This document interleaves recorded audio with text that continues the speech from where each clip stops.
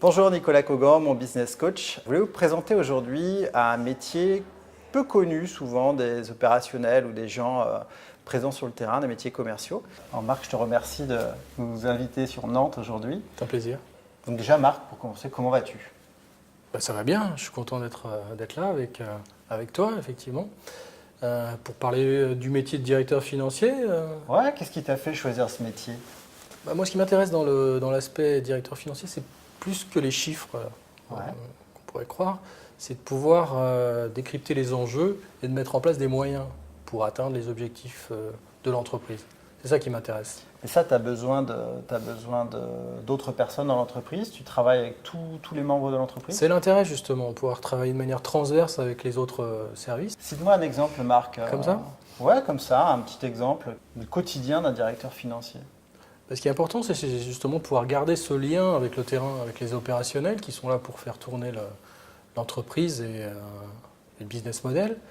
Et c'est ce lien que j'ai toujours privilégié, moi, effectivement, parce que c'est eux qui te donnent l'information, qui te font comprendre les enjeux au niveau de l'entreprise et qui te permettent justement d'anticiper et d'alimenter un peu ton projet. Ok. Je vais faire une question un peu orientée, mais est-ce que tu penses que l'ensemble des acteurs de l'entreprise, ils comprennent les enjeux de Non, l'entreprise? Est-ce que c'est communiqué de cette façon-là aujourd'hui? pas toujours, justement, Ouais, c'est là le problème.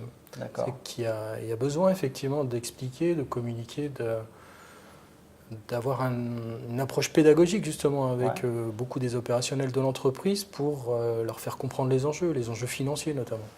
Et ça contribuerait, d'après toi, à mettre du sens davantage dans l'émission? Évidemment, ouais, je pense Ouais. que c'est important que les gens comprennent pourquoi on leur met des objectifs, pourquoi sur le terrain ils peuvent avoir la pression. Derrière, leur expliquer les conséquences et les impacts au niveau de l'entreprise, ça me semble important et essentiel. Et si on devait résumer comment dire, simplement, pour quelqu'un qui découvre le milieu de l'entreprise, par exemple à quelqu'un qui c'est son premier jour de travail, le métier de directeur financier ou directeur administratif et financier, ce serait lequel? C'est celui qui consiste à essayer d'optimiser les moyens en fait. Faire la part entre l'argent qui rentre, l'argent qui doit sortir, essayer d'anticiper, c'est le maître mot en fait dans ce métier pour pérenniser en fait l'entreprise et son projet. Ah, dis-moi Marc, moi ça me paraît être un métier quand même où on jongle avec des enjeux. Tu as ton libre arbitre, un directeur financier a son libre arbitre ou doit rendre des comptes régulièrement? Non, on doit rendre des comptes régulièrement, effectivement, mais avec le libre arbitre sur son analyse notamment de la stratégie, la décliner Ok. sur le plan financier avec les dirigeants. C'est sa part de libre arbitre justement, de livrer son analyse. Ok, très bien. Et ces analyses-là aujourd'hui, ces analyses, ou du moins ce que ça peut impliquer, tu parlais de pression tout à l'heure, de pression commerciale. Je crois que tu parlais de pression commerciale. La pression sur ces enjeux-là, comment un directeur financier ou comment Marc s'y prend lui pour évacuer le stress ou les périodes de doute ou les périodes de pression, on va dire. Mhm.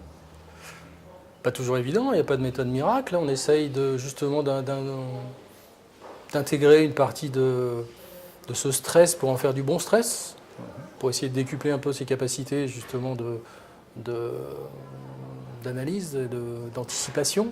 Mais c'est pas toujours évident. Il y a des fois on est un petit peu contraint par ce stress et d'agir un peu parfois dans la précipitation. Et c'est là que c'est jamais bon, effectivement. Il faut pouvoir garder un recul, une vision un petit peu globale des différents enjeux pour s'extraire de ce stress, justement. Alors moi j'ai la chance de te connaître un petit peu au niveau perso et ce stress-là, je sais que toi tu le ramènes pas à la maison. Donc comment tu t'y prends? Je sais que ça peut aider pas mal de personnes qui suivent cette chaîne. C'est effectivement un entraînement, il faut réussir à déconnecter en fait. Ouais. Pas toujours Comment tu t'y facile. prends concrètement? Tu fais du sport, tu fais de la danse artistique, dis-moi tout. Non, j'essaye effectivement de multiplier un peu les activités extérieures Ouais. pour en sortir et réussir à déconnecter justement, même si c'est un petit peu illusoire de penser qu'on peut déconnecter d'enjeux qui sont parfois importants, qui concernent la vie d'une entreprise et de plusieurs dizaines de salariés, c'est pas toujours évident, mais il faut s'y contraindre, je pense que c'est important. Réussir à penser à autre chose, à déconnecter, avoir d'autres centres d'intérêt que celle de son job en fait. Parfait. C'est vraiment des ressources en fait qu'on va retrouver dans d'autres métiers qui ont de la pression en fait. Ce qui est intéressant dans ce que tu dis, c'est que il y a ce côté humain. Alors tu sais que moi c'est quelque chose sur lequel j'attache beaucoup d'importance dans les accompagnements, mais